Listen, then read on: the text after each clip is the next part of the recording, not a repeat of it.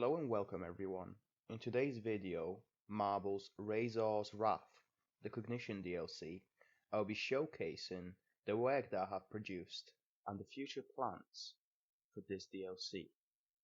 I'll be diving a little bit deeper into some of the blueprints that I have produced and a little bit of the level design and how it all started. So let's get to it. I went from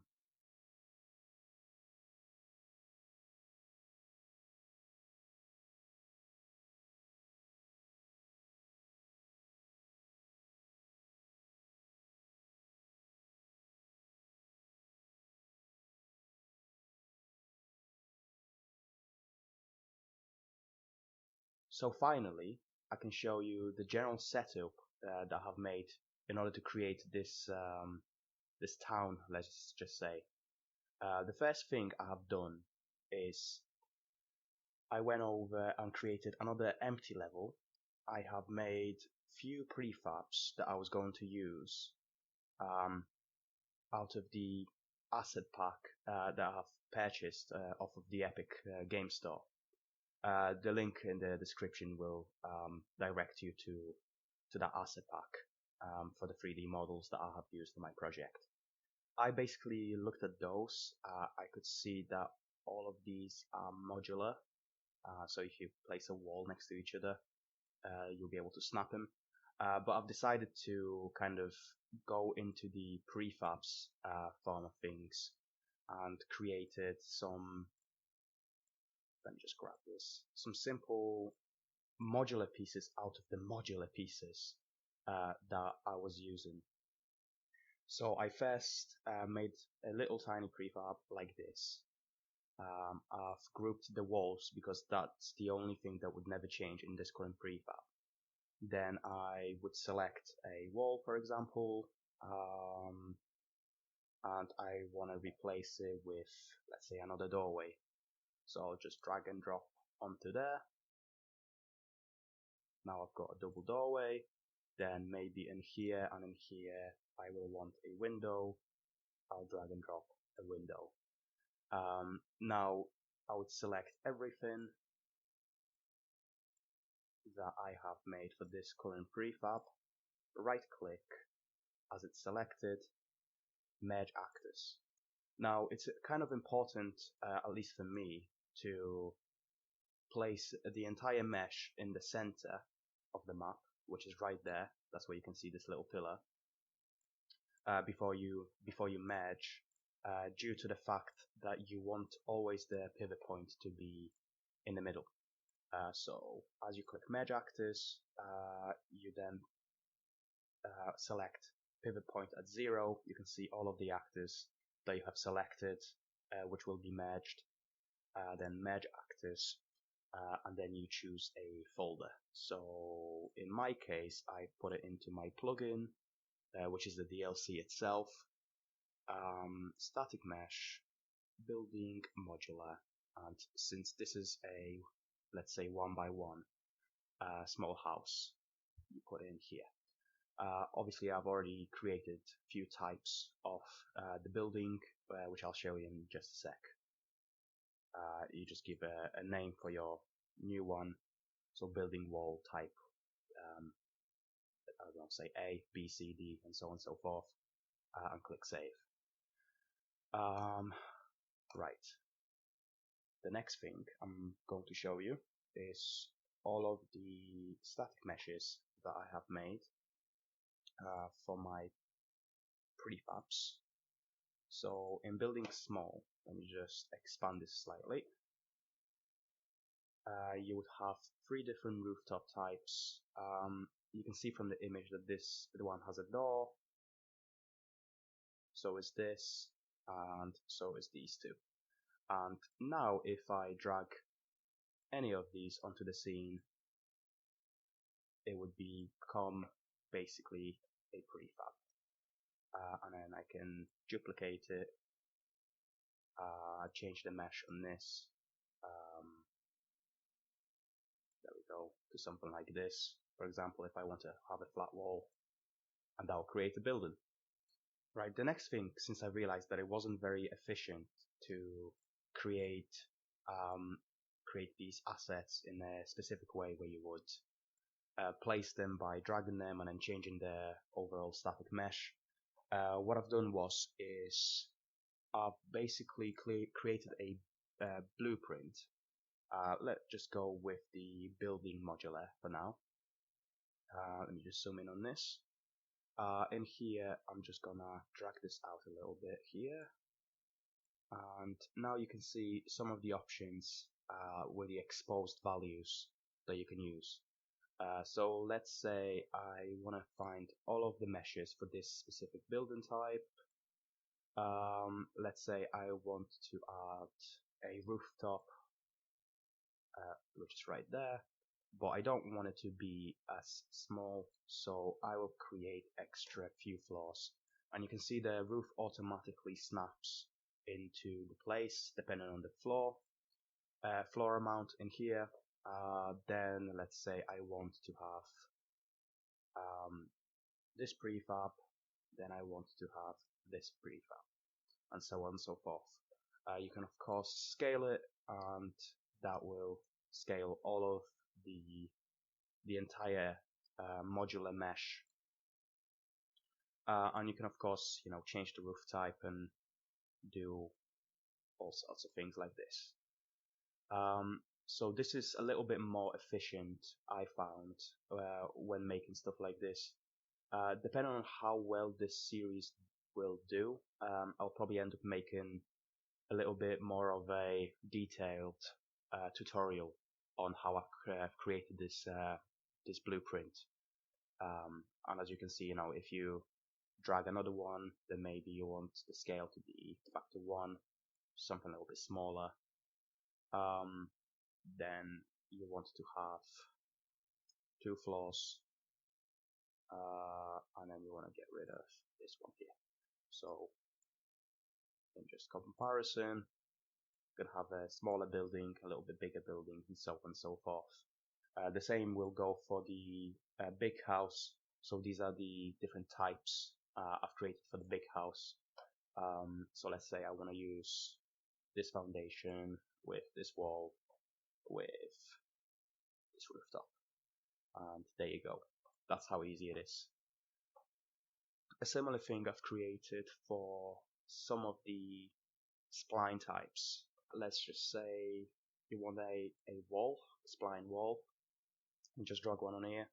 I've created again a modular mesh out of the modular pieces from the asset pack, which is just a standard hole mesh like this, and I've placed it in a blueprint with a spline.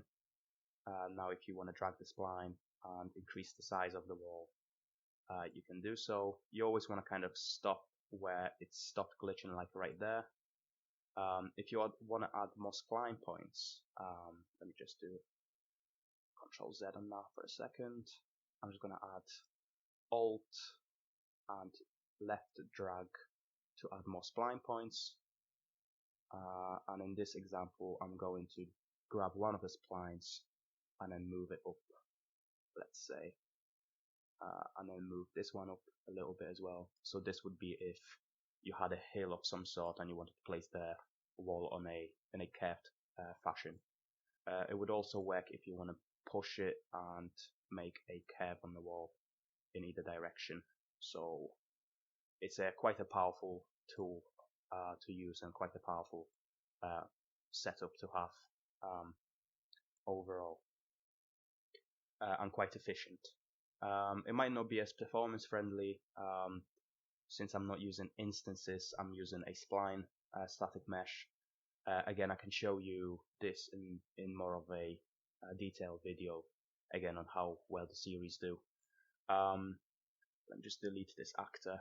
The next thing I'm going to show you is how I've made some simple instances. You can see as a default it holds a rock, and as you can see from the blueprint, all of my logic is held inside of the construction script. There's nothing in the event graph. Let me just delete all of that since it's not necessary to have it.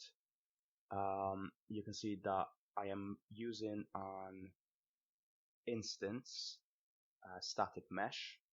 So if you go on here and say type in instance static mesh, you're then able to drag it onto the root and change the static mesh here. So in the construction script, this will basically happen straight away without even playing in the editor.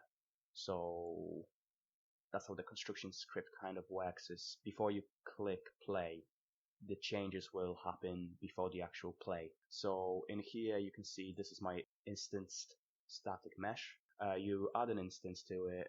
Those are just some simple default values right there that I've created. And then what I've went ahead and done is set a static mesh for this instanced static mesh component, and I've dragged out of this and I promoted this to a variable. Now you can see the variable being here, select mesh. I've exposed this value and I've set the static mesh as a default for stone03. Now if I compile and save, you can see that if I select the object, you can see that this variable is exposed, and now I can select a different mesh. It doesn't necessarily have to be a stone mesh, it could be absolutely anything, and then here I want to, I don't know, let's say add a column instead. Now if I drag this out right there and right there, it duplicates normally, but if say I want to change this specific mesh to be a couch and then this specific mesh to be a door. So basically the reason you want to use the instanced static mesh component is so that you can basically have a better performance in the game, instead of just dragging meshes all the way around and duplicating them and duplicating, because this will basically cost more performance and reduce your FPS quite drastically. Whereas with instanced static mesh, you can just have quite a high amount of detail with only a few FPS drops. So back to this now, and you can see you end up having a similar kind of setup.